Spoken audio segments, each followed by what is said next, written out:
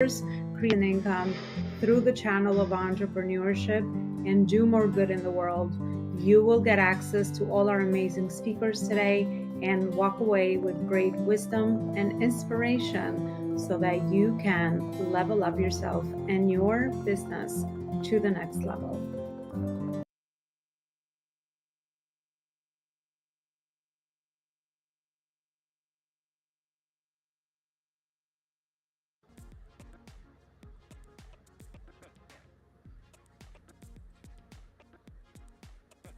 All right, everyone, welcome back to another amazing Roundtable Summit here at the Life School. I'm your host, Elona Parry.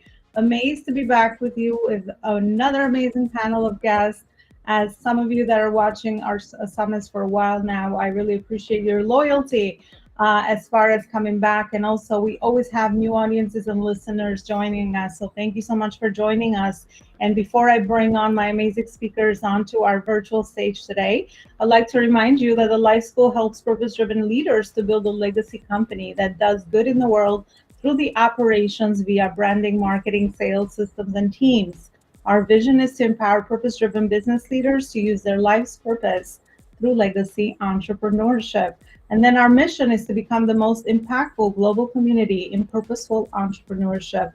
And then lastly, our values are community, connection, service, and contribution. So thank you so much again for joining us. You will walk away with amazing wisdom and nuggets. I learn and grow from every event that I personally run. So I'm always have a pen and paper next to me as our speakers will speak from their heart and really share their vocation and their amazing work they're doing out there in the world, but of course through adding value to you as our listeners with some amazing nuggets and key takeaways that you can start implementing right away. So without further ado, I would love to bring on stage my amazing speakers that are joining us today. And I so appreciate their time, knowledge, wisdom, and expertise, because I know that they can be anywhere doing anything. And as purpose-driven entrepreneurs, our time is very, very valuable. So I would like to, without further ado, welcome my first speaker actually to the stage, Kenneth Lang. Kenneth, thank you so much for coming on.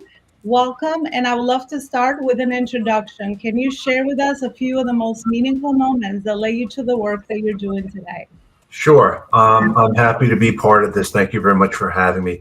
I'm actually an introvert, so for me, in terms of networking and working with small business owners and the like, is even more challenging. So the most important thing is to be comfortable with what you do, why you want to do it, but above all, don't just jump into something because everyone else is there. I think a lot of the things I work with small business owners, it's about a strategy, not just putting a post up, not just creating a page, but what do you want to do now, a week, a month, and a year from now? And I think that's something that a lot of people don't really understand because they need someone like myself and others on this panel, I'm sure, to really help them navigate. So again, thank you very much for having me here. I love that. Thank you so much, Kenneth. And thank you for all the work you do, because I absolutely agree that to build genuine relationships and to nurture relationships and to build know, like, and trust, we can't just rely on our content, right? That's just one piece of the way that we serve and we add value, but there's so many other ways. So that actually would be my question for you, kind of based on your work and your framework. What are some of those things that we could do to build relationships and to network with our heart and not with our mind sometimes, because we all have had those bad experiences of people with an agenda trying to connect, and they skip the whole process of nurturing relationships and they just go straight for the kill. So what can you add? What can you share with us that would help us with that? Well, what I would say is don't sell right away. We call that in our community pitch slapping. Like if you're going to connect with someone, don't just connect right away. Have a conversation. See how you can engage. Figure out their pain points. But I used to say connect with people right away and follow up, and now take time. Let things simmer. Figure it out from there, because I can tell from a mile away when someone comes on and they're actually trying to get me something right away. They haven't looked at my profile. They haven't figured out anything about what I do. So I call it pitch slapping because this is what we all get. And I've actually done a lot of posts and a lot of content about what pitch slapping is and isn't. And now with AI and Chat GPT, it's even worse. Hmm. Yeah, I love that term. I never heard it before, pitch slapping, right? And yeah, I think we're in a different era, right? We are all conscious leaders and we can pick up intuitively a lot of that, right? Because the market's mature, thank God. We're evolved, we're grown, especially in the consulting coaching space, right? We are very aware of what's out there. And I find that people are becoming better consumers and they're becoming better decision makers because now they have more information and education around the things that they need to move their, get the results, whether it's their business results or their personal lives. So yeah, I absolutely agree with you. Thank you so much, Kenneth, for everything that you've had to share so far. I will definitely come back to you at the end for more amazing wisdom. And I appreciate that so far as well. Moving on to my next guest speaker, Jerry Rosenthal. I hope I said your last name correctly, Jerry. Welcome, and thanks so much for being here. And if you could share with our audience a few of the most meaningful moments that led you to the work you're doing. Well, thank you. I'm so glad to be here. And I just have to say, Kenneth, you hit the nail on the head with that. That is absolutely so true. We live in a world where everybody's trying to sell everything, build relationships, and the rest will show up. So I love that. But Elona, thank you for letting me be here and be part of this wonderful panel. I've always had this belief that, we need systems, we need strategies, and we need tools in order to build our businesses as entrepreneurs. But the one thing that I really believe is that success is won or lost in our mind. And if we don't control and manage our mindset manages us. And my work comes from my experience 17 years ago this month. I had built a very successful business. I was going through some life challenges, and I found myself on the floor of my apartment writing a letter to my son, trying to explain to him why his dad took his life. And luckily, that never happened. But I learned a lot from that. And as I began to grow through that, I tried to figure out, how did that happen to me? How did the positive encourager end up on the floor ready to do that? And so my life's work has been centered around helping entrepreneurs manage the mental obstacles that sometimes are the things that hold us back from becoming a success in business. And that's kind of what my work has been for the last almost 11 years.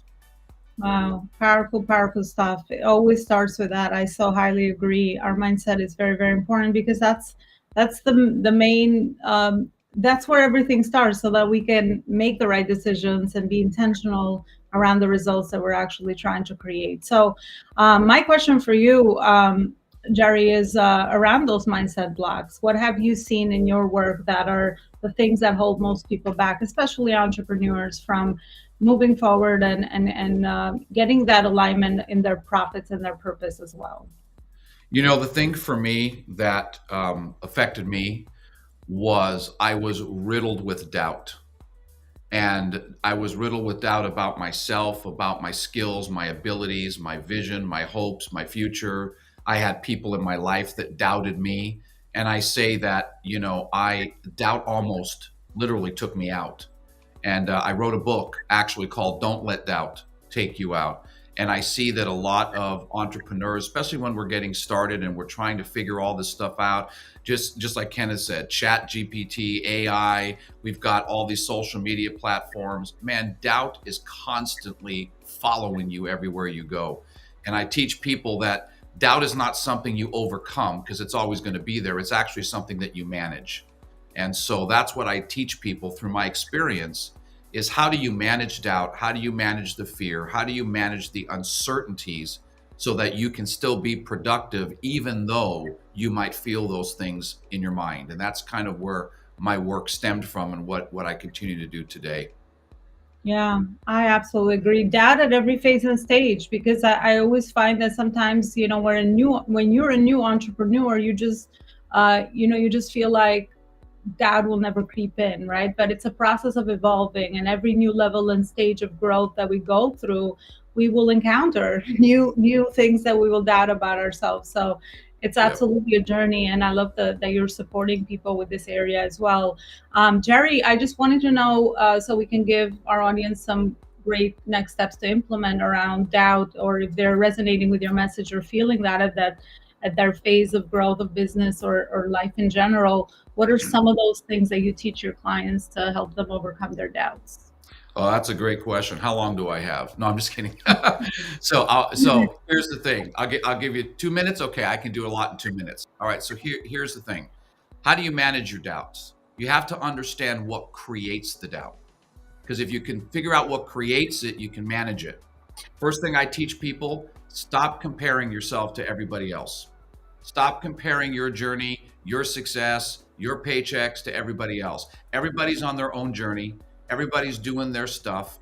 You need to do what you were called to do and not try to compare yourself to what somebody else was called to do. Because comparison is the number one door opener in our mind for doubt. You get on social media, who do you see? Everyone that's winning, everyone that's successful, everyone that's making things happen, and you're struggling and you're wondering, what is wrong with me? Well, guess what? Doubt comes in. And what I teach people is that when you compare yourself to other people, you become bitter. When you compare yourself to yourself, you become better. So the goal is not to compare yourself to others, it's to compare yourself to your own personal growth every single day. And as long as you do that, you're going to move forward. That's one area. The second area is real quick that I teach people when it comes to doubt is stop caring about what everybody else thinks about you. Because I hate to be the bearer of bad news, nobody is thinking about you. They're thinking about their own issues, their own job, their problems, their kids, their dogs, their cats. No one cares, but we allow that to stop us from making that call, following up with that client, doing the things that we need to do because what are they going to think? Or, they're higher than I am. They have more degrees than I have. They have more money than I make. And we start caring what people think. And at the end of the day, doubt will creep into your mind. When you do that, it'll cripple you from moving forward. And we got to get past that. And in my coaching programs, we go through exercises on how do you manage those things so they don't overtake your business. Wow, the gold, yeah, Kara, as we also have a chat going on here, it's definitely dropping. I love that. When you compare yourself to others, you become bitter. When you compare yourself to yourself and how you were the day before, you become better. Yep. That's definitely a quote and something that I think a lot of people will definitely resonate with. So, Jerry, thank you so much for all this amazing work you're doing out there in the world. And thank you so much for coming on. Thank you, my friend. Beautiful. Well, moving on to my next guest speaker, Daniel Hammond. Daniel, thank you so much for coming on. And the same question for you. I would love to get to know you better. And if you could share some of the most meaningful moments that led you to this work that you're doing today. Yeah, thank you so much. It's a pleasure to be here and be part of this amazing panel. So I was a reluctant entrepreneur. I outgrew my corporate job and it wasn't a good fit for me anymore. And so I struck out on my own and I had a service where I helped simulate disasters to help stimulate leadership thinking. I called it pre-crisis response. It was in the cyber world. And then we had a pandemic and nobody's going to buy a simulated disaster for their business in the middle of an actual disaster for their business. And so checks were not getting written and I needed to pivot and I needed to learn new things. So I went into personal development, started working on myself, right? And growing who I could be and how I could serve in other ways.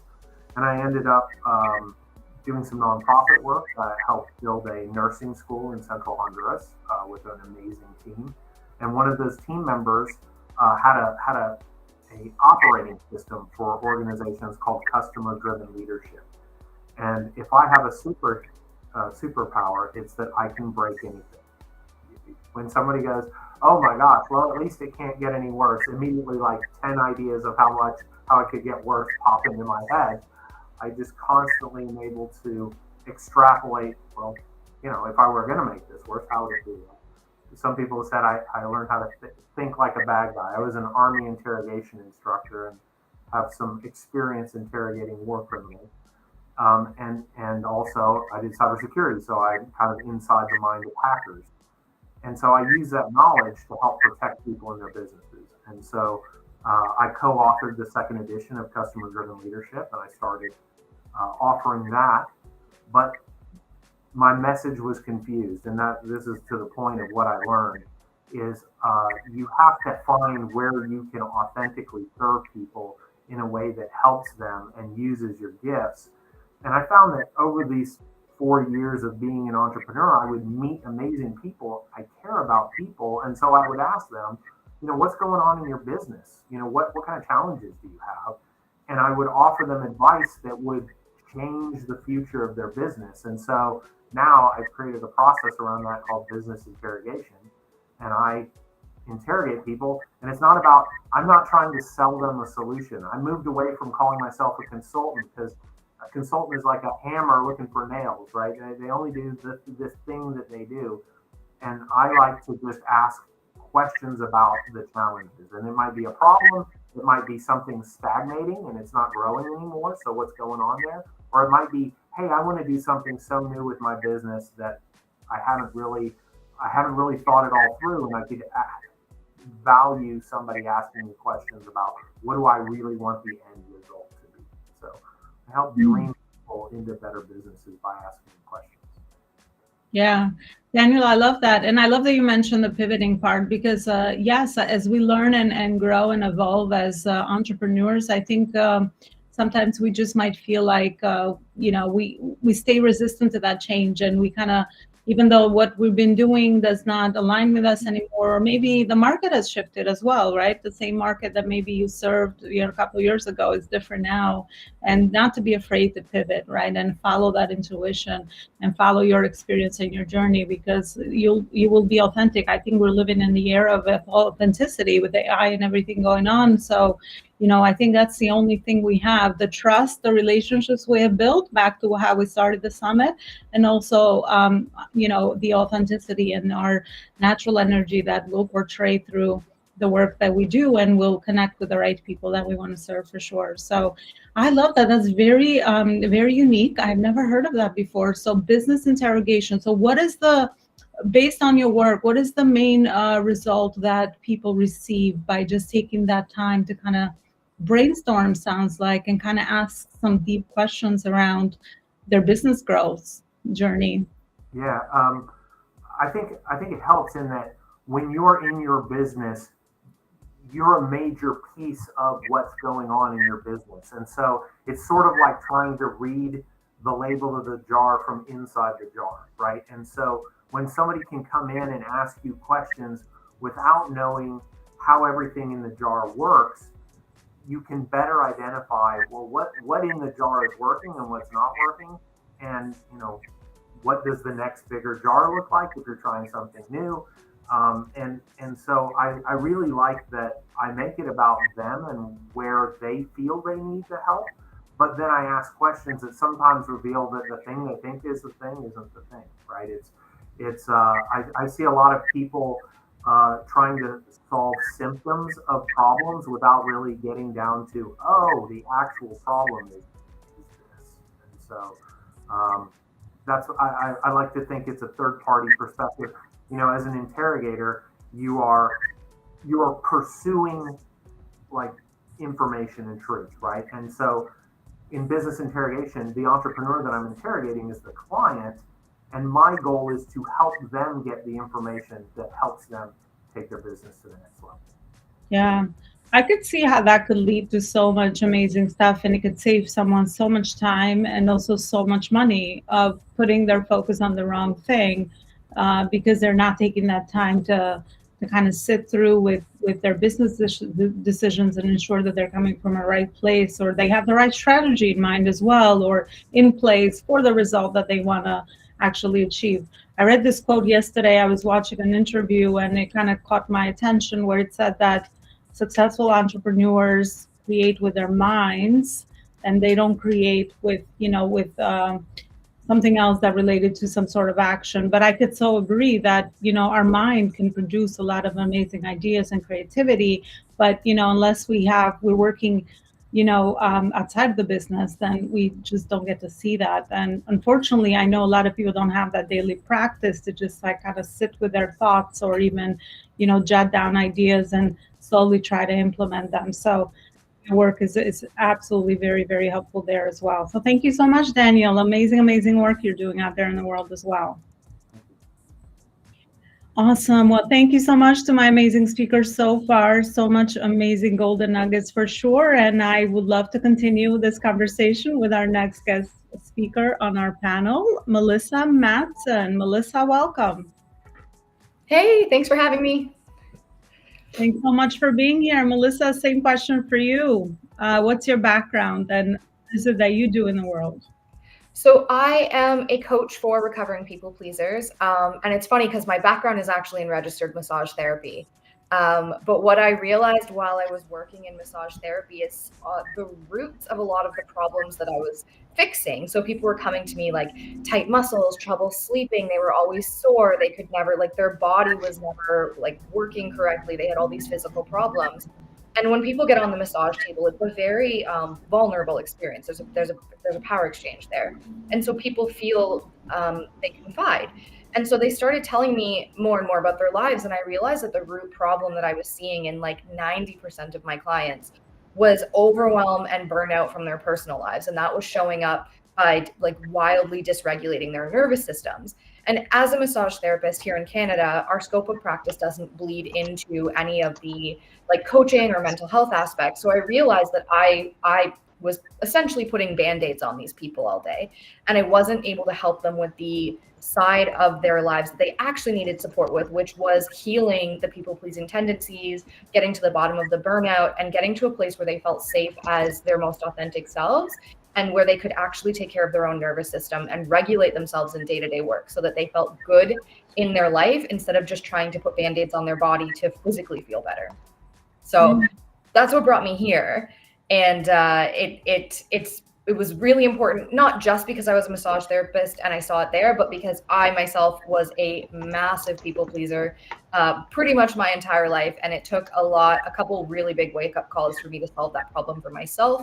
I was at the point where I was experiencing sleep paralysis. I was having all sorts of like depression and anxiety problems. It was really, really intense. And so being able to get there for me and then seeing other people experience that problem, I was like, this is it. I want to do something to solve this problem systemically, like for myself and for other people. So that's what brought me here, and that's why I do what I do now. I love that. Well, just like Daniel said, right? You identified the root cause of the problem, so you didn't stop there. So you're in the work that you're doing for sustainable results, so people can learn these things and obviously keep them results for the rest of their lives or for a long time for sure, because once we learn something we can't unlearn it before. Exactly. And once you find it, like it's like pulling out like the magician trick where they're pulling that scarf out of the hat. Like you just have to kind of pull it one thing and then you can start pulling out more and more and finding the root until you're feeling really, really secure in yourself. So that's what I love about my job. Curious, do you still practice? Do you still help people with massage therapy, or you've pivoted? I do there, particularly, especially, and I'll never stop like looking after my family. My dad's had both his knees replaced. My mom's a desk worker, so like I do definitely. I'll never stop helping them, but I primarily I like to focus on the coaching now because it's almost hard to turn the coaching brain off, and because they can't again hear with the scope of practice, it's hard to not be in that mode when I'm massaging anymore. So I like to focus primarily on the coaching. Love that. So what's your unique sauce? What's your methodology that you have developed over time, as you probably helped a lot of clients by this time that we're speaking? So what's your unique methodology that you could share with us that people can maybe start implementing or become aware around? For sure. So I like to do kind of like an inside out or a bottom up way of working towards healing. And my unique kind of aspect comes from being able to work in what I understand from massage and what I understand from my anatomical education that way. But we actually, the very base, I always liken it to building a house. So the boundaries and the fixing the people pleasing is kind of like the fence that you put around the house. And the most important part is building up this foundation. And that foundation is your connection to yourself. So this is where we dig in really deep when we find out like what it is, like what your core values are. I've kind of Frankensteined a bunch of really specific activities together to help people identify exactly like what matters to them the most in life, and then start viewing all of their decisions and their choices through the lens of those core values of what matters to them the most, because then you get to kind of tailor what you want more and less of in your life. So instead of looking at decisions as right and wrong, which is where a lot of us go, particularly people pleasers, there's right and wrong. There's a lot of perfectionism in people pleasing. There's now just aligned and less aligned. So you get to kind of keep making these decisions that are more and more aligned with you so that your life starts to feel better and better. And as you do that, you're proving to your nervous system that you're going to show up for yourself. You're proving to your nervous system that you are committed to creating safety for yourself. And at the end of the day, all your nervous system wants, and without getting too deep into it, your sympathetic nervous system is your fight or flight system. It's the unconscious running of your nervous system. All it wants is safety. All it wants is to keep you alive. It was the part of your body that used to help you, run from tigers and keep you safe in the woods. Yes, we're meat suits full of hormones, and that's what this is. So the sympathetic nervous system was made to keep your physical body alive. And so the more you prove to it that you are dedicated to taking care of yourself and that you are dedicated to lowering that stress response, lowering your cortisol, the safer you're going to feel. And that brings out this confidence, that brings out the ability to say no, to set firmer boundaries, and to really build a life that is yours, that feels authentic and much more rich for you. So that's kind of my bottom up or inside out formula. It's obviously there's a whole lot more steps than that, but that's like the quick and dirty. Yeah. Yeah, and I know it's a challenge, right, to kind of fit in our life's work, but it's a good challenge too, because I think that when you share like the meat and the juice of the work that you do, people have a better idea around, okay, I might be here, I might need that kind of support, and here's some of the things that I might be missing. So it's easy to realize some of our gaps, I find. So 100%. And it's good practice for people like me who talk too much to try and fit it down. That's the challenge with content. I open up a video, these short videos are doing better now, and I'm like, oh my God, I got to fit my idea into like, a 1 minute pitch, right? So It's always good practice for us as speakers as well. So thank you so much for all the amazing work you're doing out there in the world, Melissa. Thanks for letting me share. My pleasure, for sure. Well, moving on to my next guest speaker, Catherine Hay. Catherine, thanks so much for coming on, and looking forward again to know you better as well.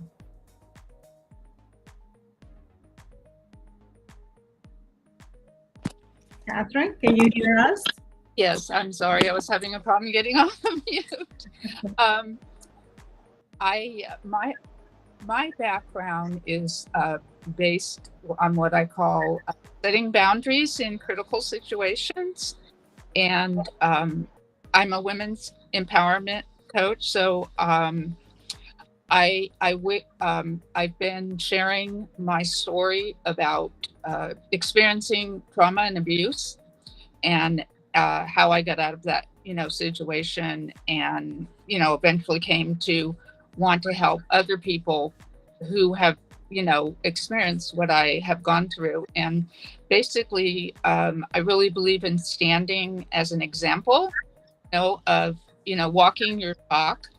And so I feel it's really important for women to know that they're not alone, because a lot of times when you are being abused, you're very isolated. And so they need to know that they're not the only ones, that they don't deserve, what they're going through, and that they can get out of that situation and eventually, heal from it. My epiphany came from when I had been in 2 abusive relationships, and I started looking at this, and I said, why is this? If I felt, I asked myself a question: if I felt really good about who I was, would I have ended up in this situation? And this is what I talk about in the anthology book that I'm in, that's about stories of abuse and trauma. And of course, I came to the conclusion that no, I wouldn't. So when my work, my methodology is based on your self-concept and what I call the 4 pillars of your self-concept, which are your self-confidence, self-image, self-worth, and self-respect. And also, I believe that women, speaking of people pleasers, women are socialized to be people pleasers. And, don't rock the boat, go along with the program or whatever. And yeah, we end up in overwhelm, and we end up being resentful. And those, I can certainly understand, as Melissa said, that could definitely affect you, physically. And so I feel that it's just really, really important work.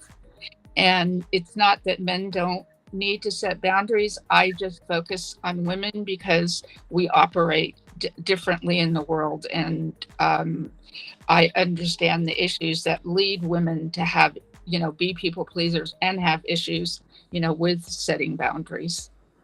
Yeah, no, absolutely. I mean, your work is a mission and a big cause for women that are finding themselves in those situations, or maybe have had that part of their journey, right? And now, that's something that's getting in the way from them to kind of create the life that they desire as well. And I love your pillars because they're foundational, as we talked about root causes today. And, once you do that inner work, then of course, you start to attract the right people around you, the right opportunities, and kind of align your life and create the life by design and not by circumstance. So for sure. Catherine, what has become now your vocation? What's your why? Why is it that you feel now compelled and called to do this work with helping so many more women? I know it's a big question, but just go with the heart. Whatever the heart is telling you. Love to hear that.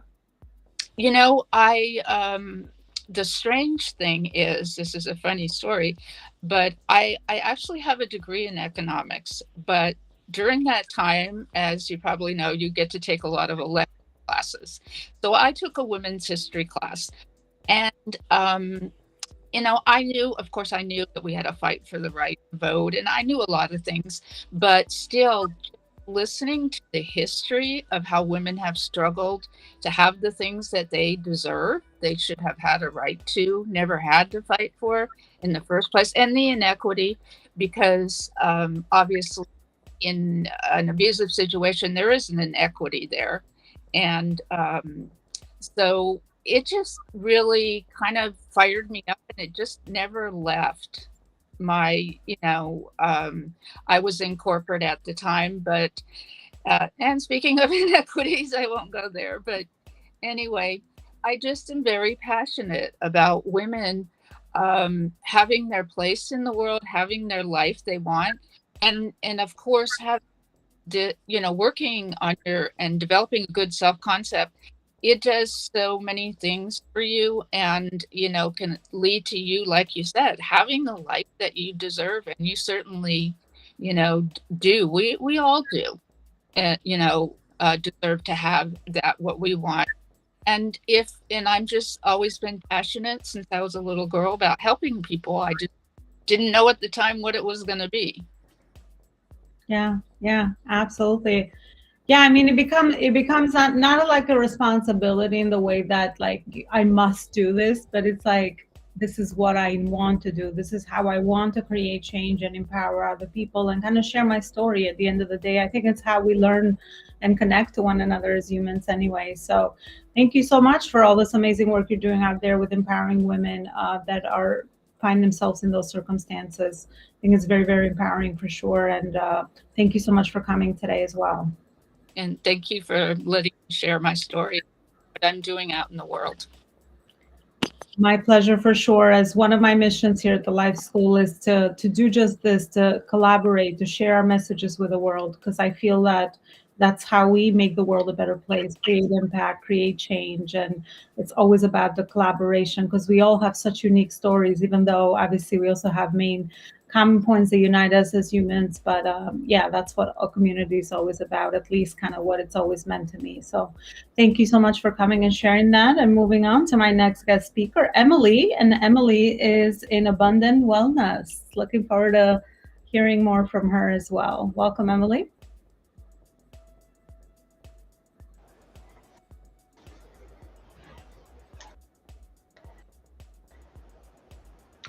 Hi, everybody.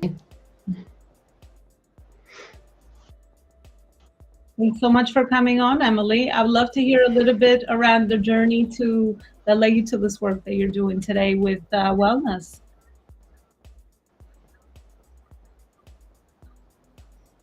I was led to it kind of by accident, I guess you could say. So it was divine intervention. But I've been a speech pathologist for 15 years and still am a practicing speech pathologist, but I'm into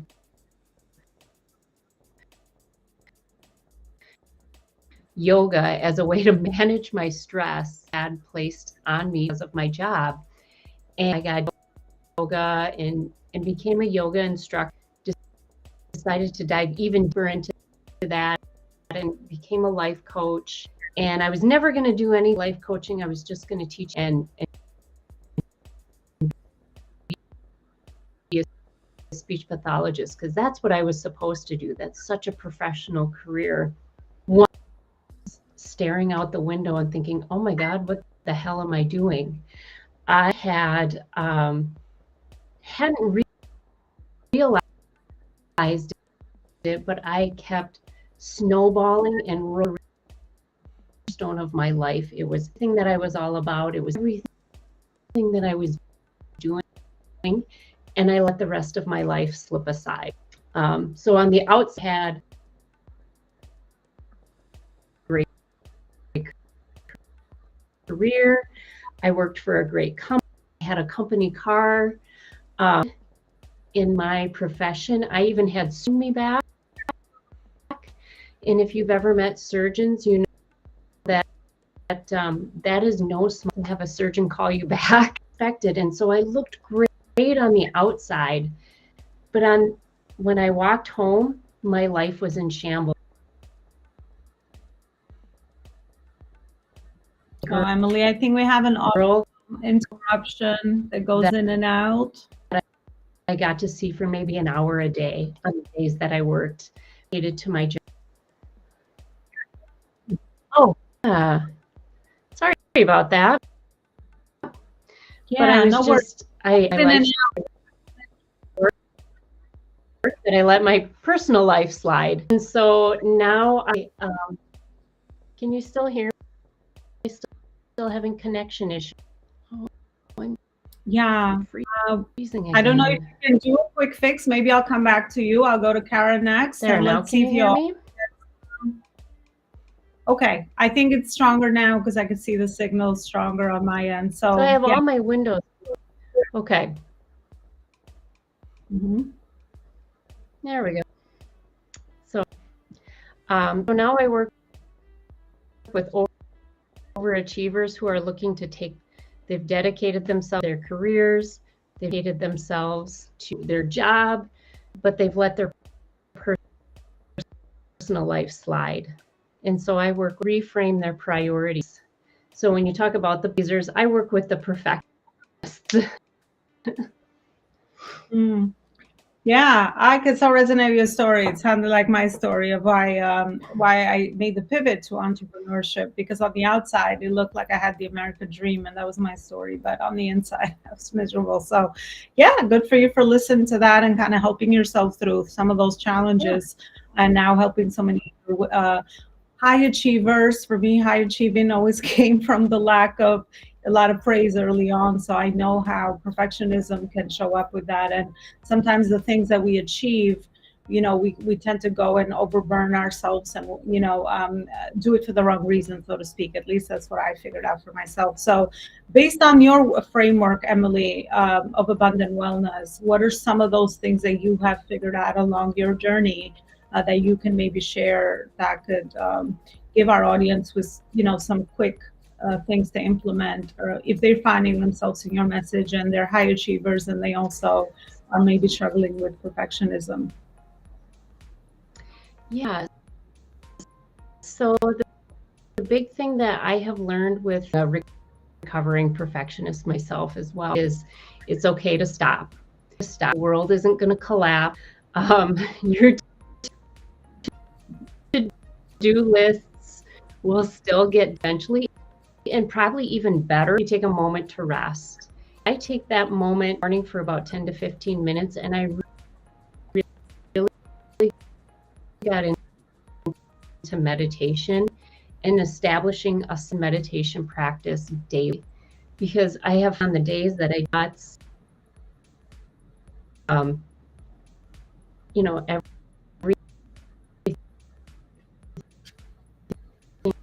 just kind of snowballs out of control. But if I stop and meditate for about 10 to 15 minutes, I am far more active because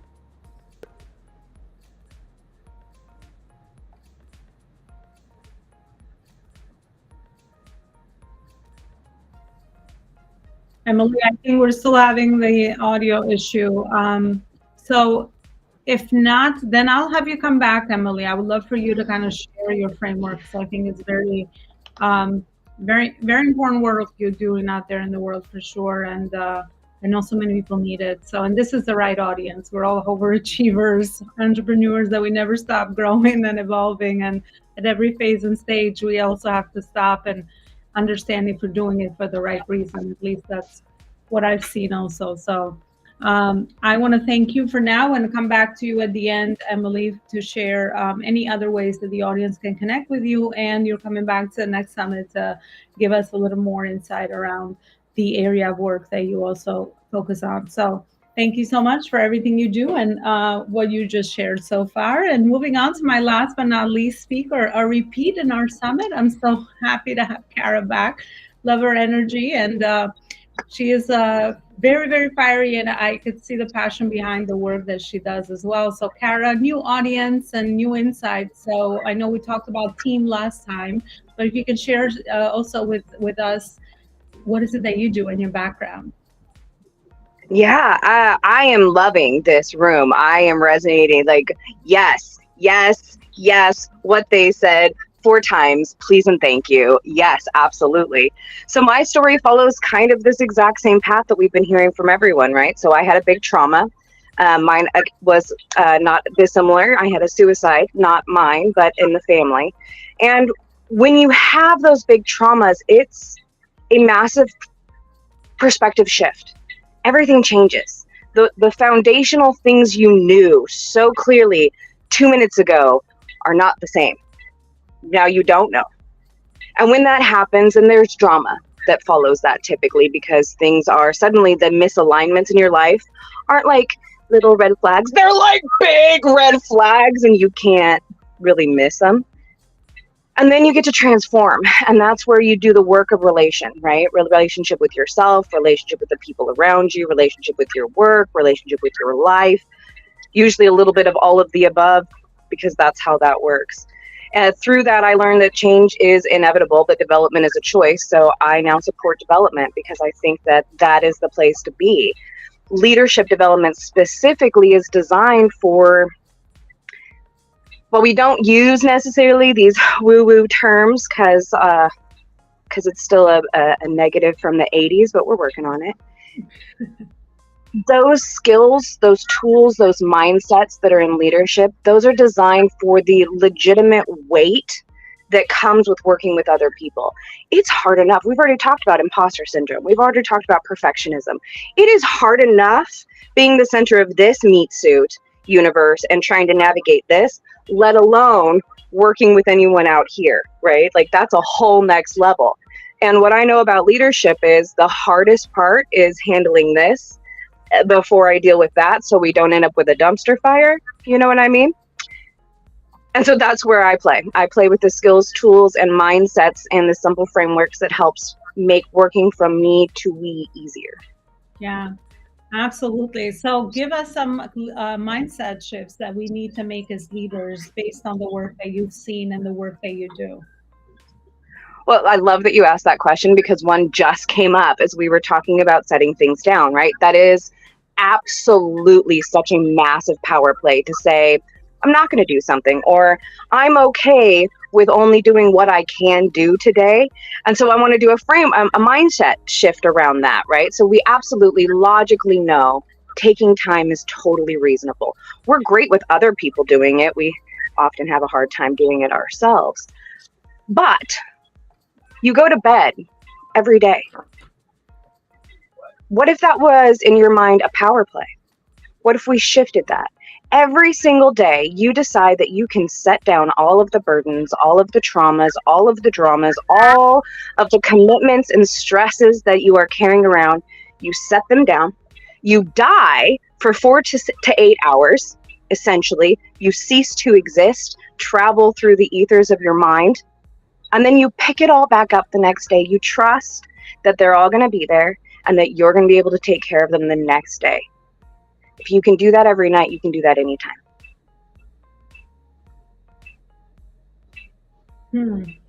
Food for thought, for sure. I love that, Kara. Thank you so much for everything that you shared and all the amazing work you're doing out there in the world. And sometimes I know leadership scares a lot of entrepreneurs because more responsibility, you know, it brings up so much of the doubt that we talked about. But I say that between this argument of is a leader born or can you actually learn leadership skills? I absolutely think it's like anything. It's all learnable, right? So it's all stuff that we can do. And it starts with self-leadership. That's kind of what I took away from what you shared. So, oh my gosh. Well, thank you so much to all my amazing speakers. We actually have reached this last part of the event, and I would love to go around, and I purposely themed the summit Dare to Lead because I absolutely believe the leaders, staying with the theme and the conversation that we're having here, are absolutely leaders. So I'd like to go around the room and ask my amazing speakers to share one book that they would recommend for our audience. It can also be their book, not to be biased, right? And also, where is it that the audience can continue the conversation with you? So I will go back to Kenneth for that one. Well, actually, the ironic thing is I probably have multiple books because I'm always learning. And part of the challenge is to learn what you can't do.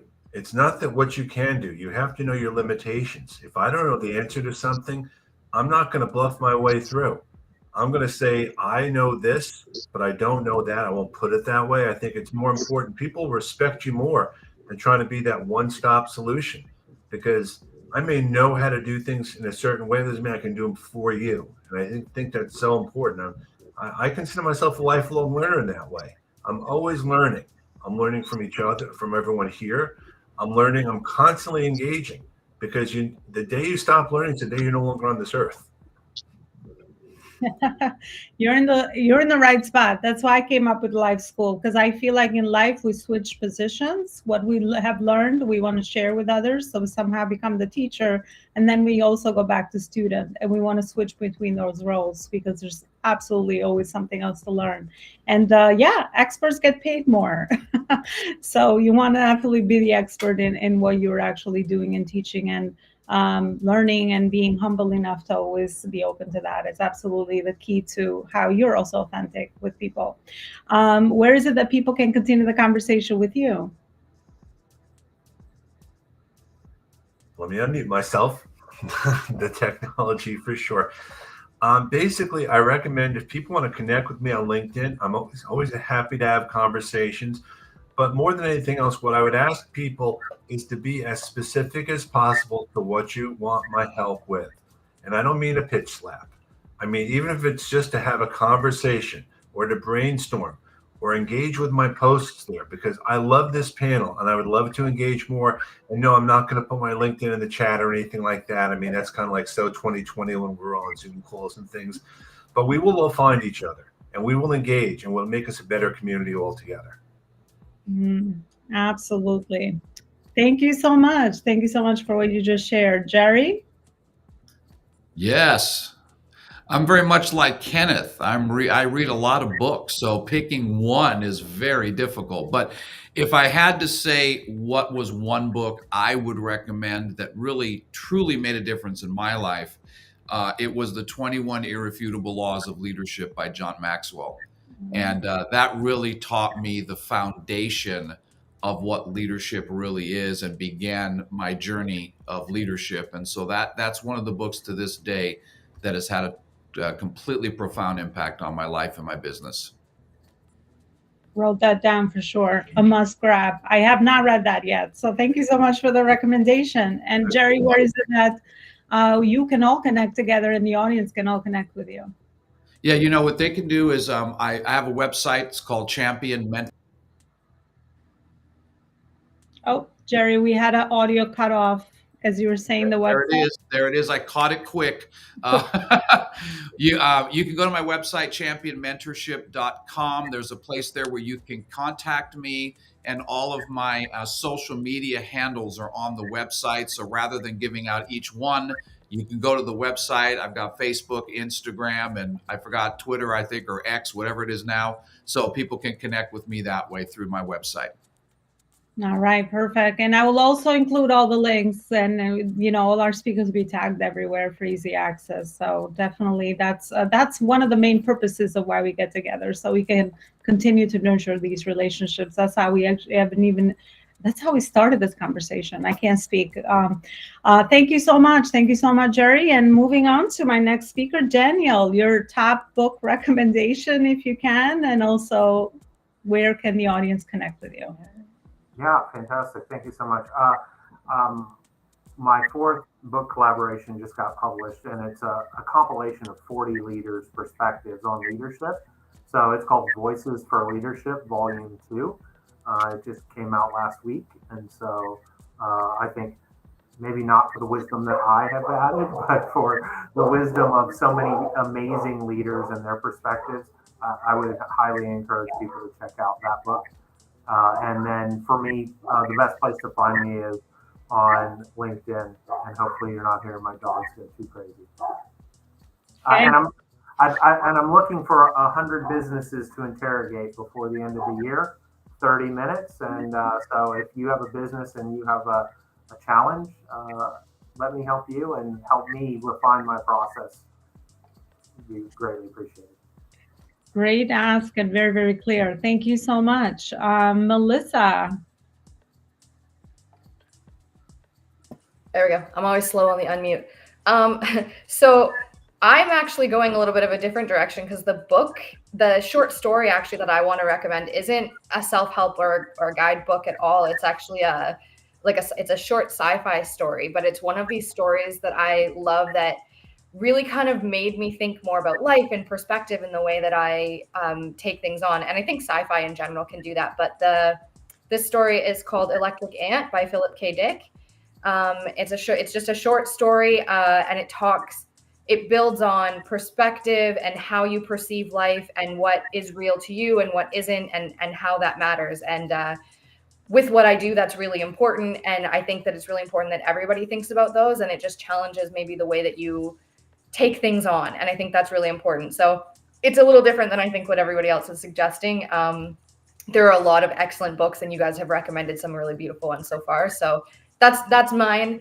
You can find me on social media. I'm under Melissa Madsen. I'm pretty recognizable with the hair, and I'm wearing the same probably cut off Ramones t-shirt. This is my my security shirt that I wear. So it's in a lot of my photos.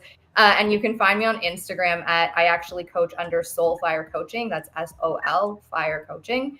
So those are the two places you can find me, and you can just DM me. That's the easiest way to do it. You can go, I have websites and stuff, but just DM me. Let's chat. Let's figure it out. There you go. And mention the Life School Summit here so that you guys can continue the conversation so warmly. Thank you so much, Melissa, for everything you do as well. And my next speaker will be Emily. Emily, are you still there? Are we still good with the audio? If not. Hey. So my favorite book is probably the book that changed my life. Can you still hear me?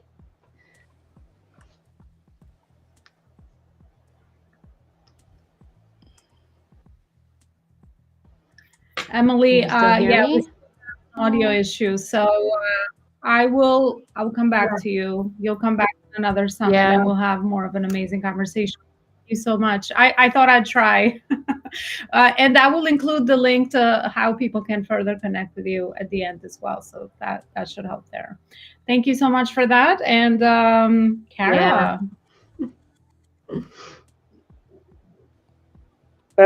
Boop, boop, boop. Touch the button. All right, we did it. I'm super accessible. I'm on all of the socials out there in the world. That is why I go by Kara Jean. So I will tell a funny story to lock my information into your brain. I'm Kara Jean of Taking Kara Business. hilarious.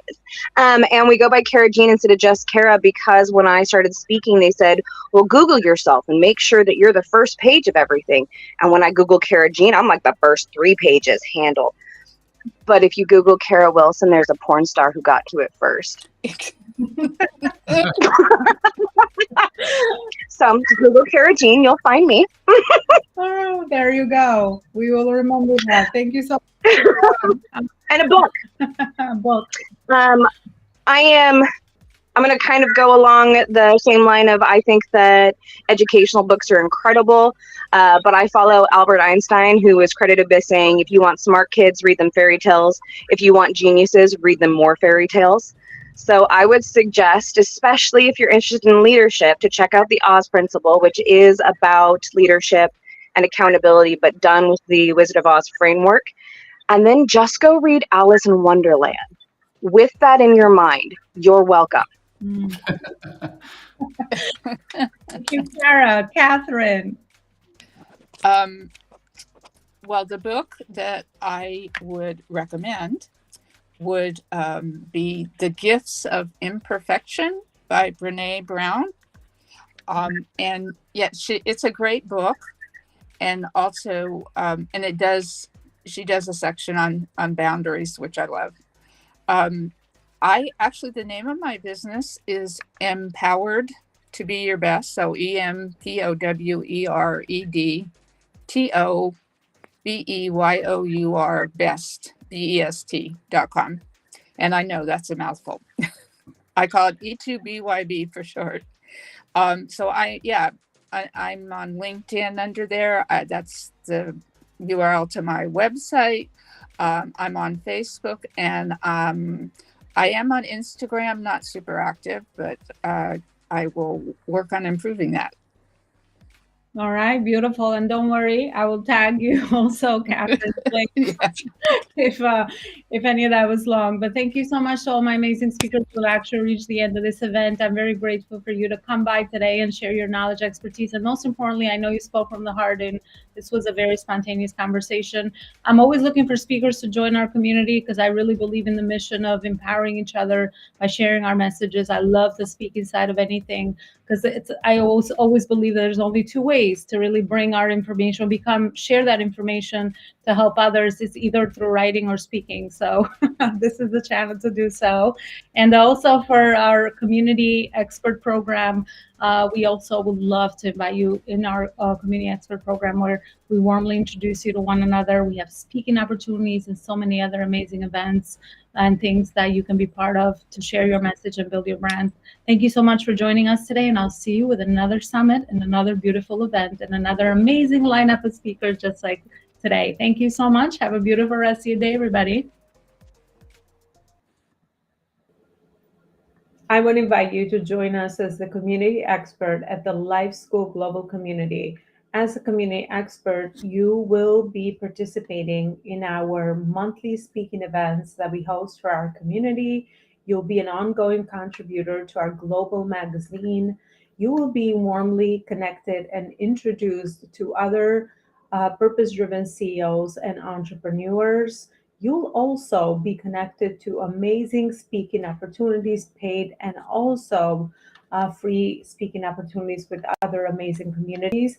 And this way, you'll increase your brand and visibility. You will build trust faster, but most importantly, you'll be part of our community that's always growing in over 30,000 entrepreneurs on our social media channels and also on our large contact list and network, and also with our partnering high-level communities of entrepreneurs and business leaders. I would like you to go right underneath the website on this video at Elona Lopari Coaching/events to find out more information on what this offer entails, and also if this is the right fit for you. I'm looking forward to seeing you on the other side as our community member.